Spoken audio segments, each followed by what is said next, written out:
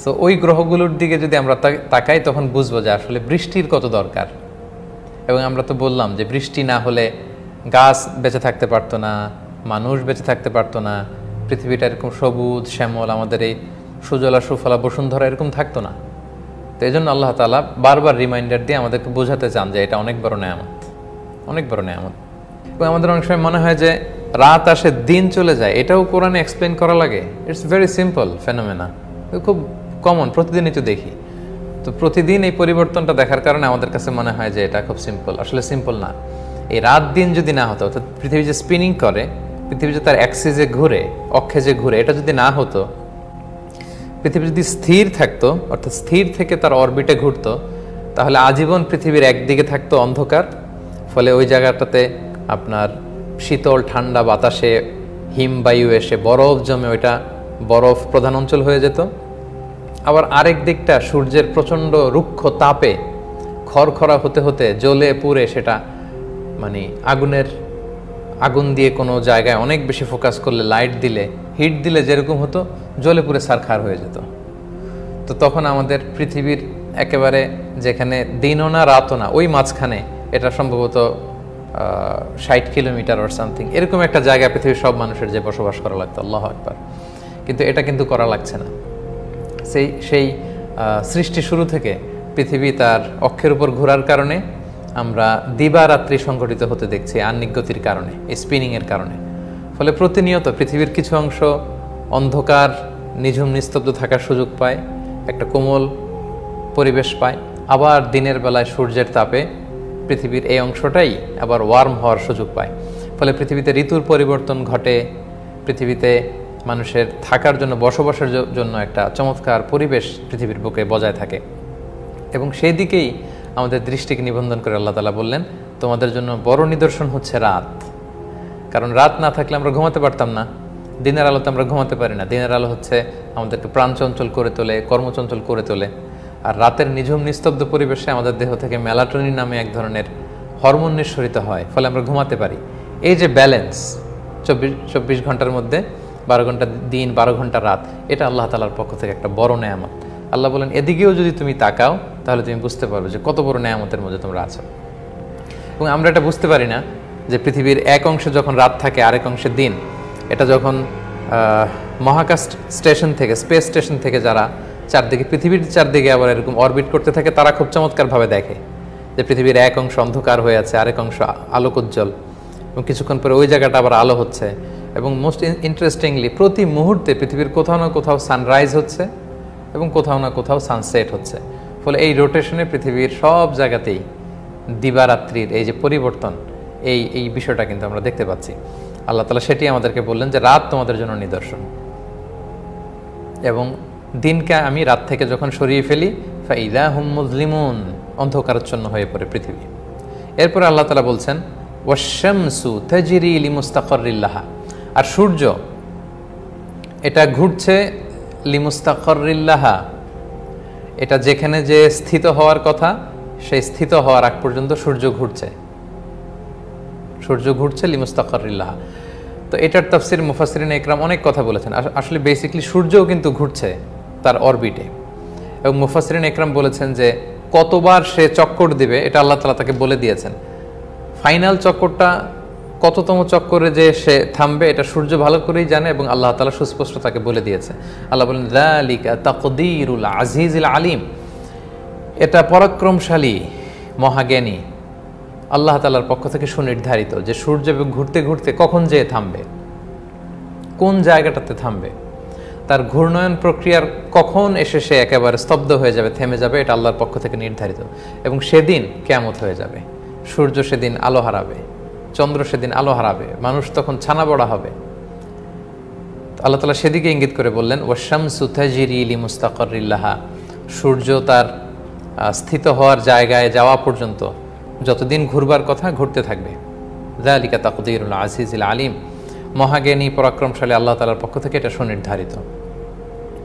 এরপর আল্লাহ তাআলা বললেন, ওয়াল কামারা কদ্দারনাহু মানাজিলা হাত্তা আদা কাল উরজুনিল কদিম, আর চাঁদের জন্য আমি অনেকগুলো মানজিল তৈরি করে রেখেছি, এবং প্রতিটা মানজিলে যেতে যেতে এক পর্যায়ে চাঁদটা হয়ে যায় কাল অর্জুনিল কদিম, পুরাতন বাঁকা খেজুরের ডাল, খরজুর বৃক্ষের যে ডাল, খেজুরের ডাল শুকিয়ে গেলে যেরকম বাঁকা হয়ে একটা শেপ ধারণ করে, আল্লাহ বলে শেষ মঞ্জিলে পৌঁছলে সেটা ওইরকম হয়ে যায়। সুবহানাল্লাহ বিহামদি। এবং আমরা জানি যে চাঁদের প্রায় 28টা মঞ্জিল রয়েছে। প্রথম যখন চাঁদ ভিজিবল হয় কোনো মাসের, তখন এটা খুব চিকন থাকে, সেদিকে আল্লাহ তাআলা বললেন প্রতিদিন এটা মঞ্জিল চেঞ্জ করে, করতে করতে 14তম দিনে, চান্দ্র মাসের 14তম দিনে এটা ফুল মুন, পূর্ণ চাঁদে রূপ লাভ করে। আবার 15তম রাতে সেটা আরেকটু ক্ষয় হতে থাকে, 16, 17 ক্ষয় হতে থাকে, হতে হতে হতে হতে 28 তারিখের দিকে এটা প্রায় ডিসঅ্যাপিয়ার হয়ে যায়, এটাকে আর দেখা যায় না। তার মানে প্রতি রাতের চাঁদের দৃশ্য ভিন্ন ভিন্ন, একদিনের মঞ্জিলের সাথে, একদিনের চাঁদের শেপের সাথে আরেক দিনের বা আরেক রাতের চাঁদের শেপের কোনো মিল নাই। সেদিকে ইঙ্গিত করে আল্লাহ বলেন ওয়াল কামারা কদ্দারনাহু মানাজিলা, চাঁদের অনেকগুলো মঞ্জিল আমি দিয়েছি। কখনো চাঁদ থাকবে মাসে এইদিকে, কখনো এইদিকে, কখনো এইদিকে, কখনো এই শেপে ফুল মুন, কখনো ক্রিসেন্ট অর্ধচন্দ্র, কখনো তার চেয়েও ছোট, এক পর্যায়ে সে ডিসঅ্যাপিয়ার হয়ে যায়। হতে হতে হাত্তা আদা কাল অর্জুনিল কদিম, খেজুরের ডাল শুকিয়ে গেলে খেজুরের ডাল যেমনি বাঁকা হয়, এরকম বাঁকা চাঁদও ওঠে। আল্লাহু আকবার। এবং এই চাঁদ কিন্তু পৃথিবীকে কেন্দ্র করে ঘুরছে, পৃথিবীর প্রাকৃতিক উপগ্রহ বলা হয় চাঁদকে। এবং চাঁদের কারণেই কিন্তু আমাদের সাগরে, আমাদের নদীতে লো টাইড বা হাই টাইড হয়ে থাকে, জোয়ার ভাটা যে ব্যাপারটি, এই লো টাইড এবং হাই টাইড চাঁদের কারণে হয়। কারণ পৃথিবীকে কেন্দ্র করে চাঁদ যখন ঘুরে, চাঁদের এই রোটেশনের কারণে, এই আকর্ষণের কারণে পৃথিবীর সাগরের পানিগুলো উথাল পাতাল করে, কখনো এক পাশে উপচে পড়ে, কখনো আরেক পাশে টান খায়। এটা আমরা খুব সহজে বুঝবো। আমরা খুব দ্রুত বেগে চলে যাওয়া, খুব স্পিডে হাইওয়েতে যখন কোনো বড় ট্রাক চলে, লরি ট্রাক চলে, খুব স্পিডে একটা লরি ট্রাক যাচ্ছে, আপনি আপনার কার নিয়ে যখন ওই লরির পাশ দিয়ে ক্রস করবেন, তখন মনে হচ্ছে যেন গাড়িটা, ওই কারটা লরির দিকে লেগে যাচ্ছে, কেমন যেন একটা অ্যাট্রাকশন, এক ধরনের আকর্ষণ অনুভূত হয়, কারণ পাশ দিয়ে ক্রস করার কারণে।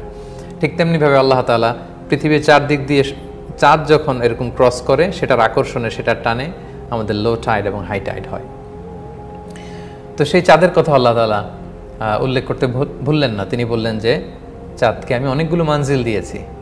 এবং আরেকটি আয়াতে সূরা নূহ আল্লাহ তাআলা বলেছেন ওয়াজআলাল কমারা ফীহিন্না নূরা ওয়াজআলাশ শামসা সিরাজা, আমি সূর্যকে করেছি জ্যোতিস্বরূপ, চাঁদকে করেছি দ্যুতিস্বরূপ।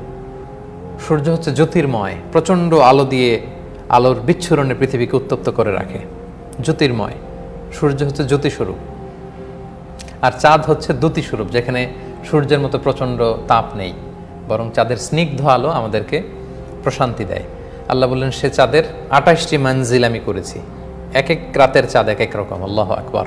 এবং আরবরা তারা চাঁদের প্রতি রাতের চাঁদের একটা একটা নাম আছে, কখনো এটা কমার, কখনো এটা আল বাদার। রাসূল সাল্লাল্লাহু আলাইহি ওয়াসাল্লাম যখন তাবুক যুদ্ধ থেকে ফিরে এসেছিল, মদিনার ছেলেরা গিয়েছিল, তলা আল বদরু আলাইনা মিন সানিয়াতিল ওয়াদা, রাসূল সাল্লাল্লাহু আলাইহি ওয়াসাল্লামকে বদরের সাথে তুলনা করেছেন। আরেকটা আছে হিলাল, আরেকটাকে বলা হয় কামার। এবং মাঝখানের যে উজ্জ্বল 3 রাত, এটাকে বলা হয় বীজ, আরবিতে বলে বিদ, আইয়ামুল বিদ। আমরা 13-14 যে রোজা রাখি, এরকম অনেকগুলো চাঁদের নাম আছে। চাঁদের এবং উটের অনেক আরবি নাম পাওয়া যায়। আরবরা বলে থাকে যে এক উটের প্রায় 400টা আরবি আছে। সুবহানাল্লাহ। এরকম চাঁদেরও প্রথম রাতের চাঁদের এক নাম, দ্বিতীয় রাতের আরেক নাম। আল্লাহ বলেন এভাবে 28টি মঞ্জিল দিয়েছি, সবশেষে চাঁদ চিকন হয়ে তোমাদের কাছে স্পষ্ট হয়ে ওঠে। এরপর আল্লাহ তাআলা বলছেন লাশামসু ইয়ামবাগি লাহা আন তুদরিকাল কামারা ওয়ালাল লাইলু সাবিকুন নাহার, সূর্য কখনো পারবে না চাঁদকে টাচ করতে, রাত কখনো পারবে না দিনের আগে চলে আসতে। সুবহানাল্লাহ। তার মানে সব কিছুর একটা স্পেসিফিক ফিক্সড মেজারমেন্ট আছে, তারা কিভাবে অরবিটে ঘুরবে। যারা বিজ্ঞান মনস্ক, তাদের কাছে এই আয়াতটা ফানি মনে হতে পারে যে এটা আবার কেমন কথা, সূর্য চাঁদকে কেন ধরবে না? কই সূর্য আর কই চাঁদ? সূর্য তো অনেক দূরে, পৃথিবী সূর্যকে কেন্দ্র করে ঘুরে, আর চাঁদ পৃথিবীর চারদিকে ঘুরে। তো চাঁদ আর সূর্য কি এক হলো? আসলে আমাদের মনে রাখতে হবে যে কোরআনের বর্ণনা ভঙ্গিটা হচ্ছে আমরা বাহ্যত যা দেখতে পাই ওইটার আলোকে কোরআন আমাদেরকে বোঝায় বা বলে। এবং কোরআনের প্রাইমারি অডিয়েন্স হচ্ছে কোরাইশরা। আজ থেকে ১৫০০ বছর আগে যখন সায়েন্টিফিক ইনভেনশন ছিল না, কোনো ডিসকভারি ছিল না, তখন কোরাইশদেরকে যদি আল্লাহ তাআলা বর্তমান নাসার বিজ্ঞানীরা যে নতুন আবিষ্কার এনেছে এগুলো দিয়ে যদি আল্লাহ বুঝাতেন, এটা ওদের মাথার উপর দিয়ে যেত, এটা বুঝতো না। ফলে আমরা দৃশ্যত আকাশে চাঁদ দেখি, আবার এক আকাশে সূর্য দেখি। আমাদের কাছে মনে হয় দুইটাই বোধহয় একসাথে ঘুরে, কাছাকাছি ঘুরে। আমরা আমাদের খালি চোখে অ্যাপারেন্টলি যা দেখতে পাই ওইটার আলোকে আল্লাহ তাআলা আমাদেরকে বুঝবার জন্য বলেছেন যে লাশ-শামসু ইয়ানবাগি লাহা আন তুদরিকাল কামার ওয়ালাল লাইলু সাবিকুন নাহার। সূর্য কখনো ঘুরতে ঘুরতে চাঁদকে ধরবে না, যদিও দুই দিকের, কিন্তু যেহেতু আমরা দেখতে পাই এক আকাশে, আল্লাহ বলেন যে সূর্য সূর্যের দিকে ঘুরে, চাঁদ চাঁদের দিকে ঘুরে, এবং দিন রাতকে ক্রস করে না, রাত দিনকে ক্রস করে না। সুবহানাল্লাহ। এই যে আমরা এত বছর ধরে সময় করে সেই উষা লগ্নে সূর্য ওঠে এবং সময় বাধা সেই গোধূলি লগ্নে সূর্য ডুবে। কখনো কি এমন হয়েছে যে মাঝরাতে সূর্য উঠতে শুরু করেছে? না। কখনো কি এমন হয়েছে ভর দুপুরে, দুপুর ১২টা ১টার দিকে নিঝুম রাত্রি নামতে শুরু করেছে? না। মহাবিশ্ব সৃষ্টির বিগ ব্যাং এর মধ্য দিয়ে যে বিস্ফোরণ হয়েছে, যখন টাইম এবং স্পেস শুরু হয়েছে, the concept of time and space, ঠিক তখন থেকে এই সানরাইজিং এবং সানসেটিং, এই রোটেশন, স্পিনিং, এই অ্যাক্সিস এবং অরবিটের উপরে ঘূর্ণন প্রক্রিয়া চলছে, নিয়ম মেনে চলছে। আল্লাহ বলেন কোনোটাকে ক্রস করবে না, আমার বেঁধে দেওয়া নিয়ম অনুযায়ী তারা চলে। ওয়া কুল্লুম ফি ফালাকি ইয়াসবাহুন। মহাশূন্যে সব কিছু ঘুরছে। আল্লাহু আকবার। ১৫০০ বছর আগে আল্লাহ এটা কনফার্ম করেছেন। আজ থেকে অল্প কিছু বছর আগে, মোস্ট লাইকলি 50 ইয়ার্স ব্যাক, বিজ্ঞান এক ধরনের কথা বলতো যে সূর্য ঘুরে, আবার কখনো বলতো পৃথিবী ঘুরে, সূর্য ঘুরে না। এরপরে বললো যে না, পৃথিবী স্থির, সূর্যকে যেহেতু ঘুরতে দেখা যায় তাহলে সূর্য ঘুরে। পরে তারা যখন পৃথিবীর বাইরে তারা মহাকাশ স্টেশনে যে সেখান থেকে গবেষণা করতে শুরু করলো, অনেক দূর থেকে অবজার্ভ করতে শুরু করলো, তখন তারা বুঝতে পারলো যে না, সব কিছু ঘুরে।